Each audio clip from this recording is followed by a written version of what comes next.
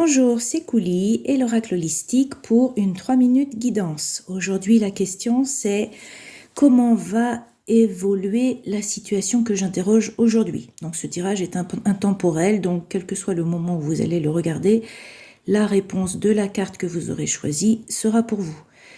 La carte 1, 2 et 3, je vais les retourner si vous préférez choisir avec le visuel.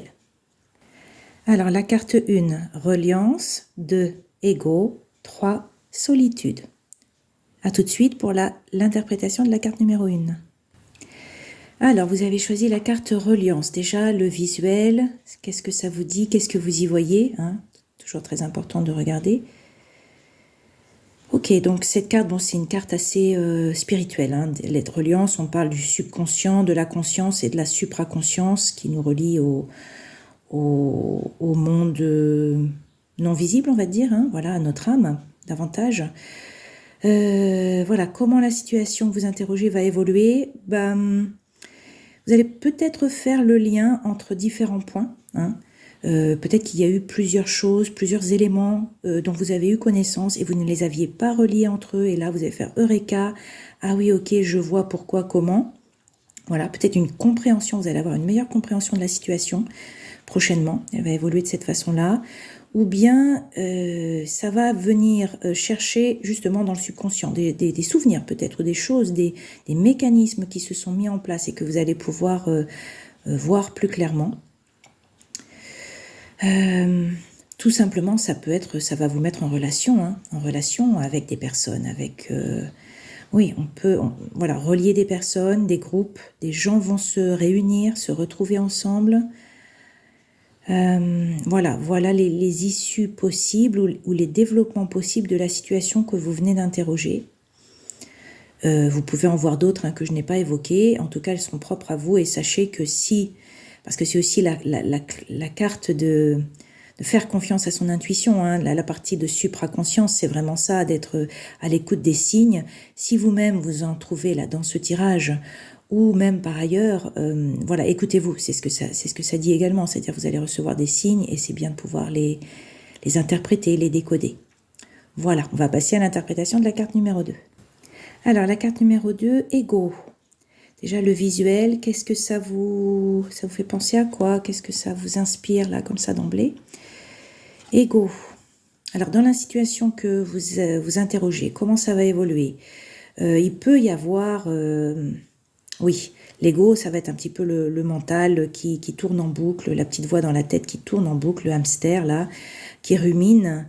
Ça peut être ça et déjà, il faut en prendre conscience. Peut-être que vous allez voir justement, vous allez pouvoir vous détacher de cette partie de vous, dans cette situation que vous interrogez, de dire, ah ok, vous allez pouvoir faire la différence, oui, là c'est mon ego, là c'est... par contraste avec votre être votre être plus profond, c'est-à-dire votre âme, et de voir, peut-être ça va vous permettre de voir ça, de clarifier. Également, ça peut être un conflit d'ego entre plusieurs égos qui sont là, et d'en prendre conscience que finalement, dans cette situation, chacun y va de son petit... de ces programmations antérieures, c'est-à-dire de tous les mécanismes du subconscient qui se mettent en route dans chaque situation de conflit. C'est peut-être une situation conflictuelle là, que vous interrogez. Chacun y va de son ego. Donc de prendre conscience de ça. Également, on peut être dans tout ce qui va être le paraître. Je veux paraître comme ça, je veux qu'on me voie comme ça, je veux... souvent c'est lié à l'esthétisme, l'esthétique, la coiffure, le maquillage, tous ces métiers de l'esthétisme aussi. Donc, de prendre conscience que peut-être que vous souhaitez paraître autre que ce que vous êtes. Et c'est peut-être ça, soit c'est ça le problème, qui fait que vous n'êtes pas authentique. Vous n'êtes pas authentique dans cette situation et ça fausse tout. Ou bien, cette situation va amener à vous montrer autrement. Mais je dirais peut-être plutôt la première partie.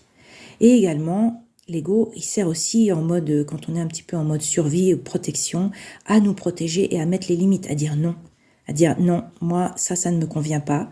Donc peut-être que, vous positionnez et dire, moi, c'est non, là, c'est stop, mes limites, elles sont là, et de les clarifier.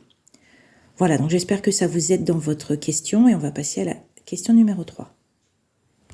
Alors plutôt que la question numéro 3, donc c'est la même question, mais l'interprétation de la carte numéro 3 qui est solitude.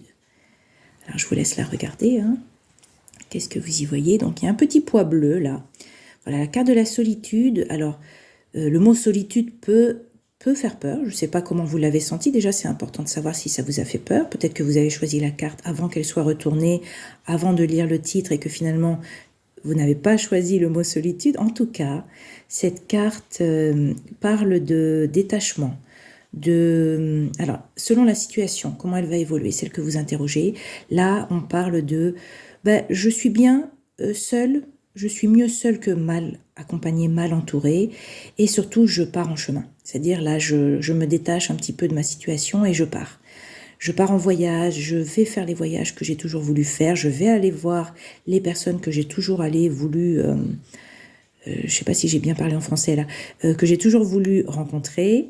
Voilà, j'aime cheminer seule. J'ai besoin d'être seule, de me retrouver seule pour voir quels sont mes véritables besoins, mes véritables envies en fait.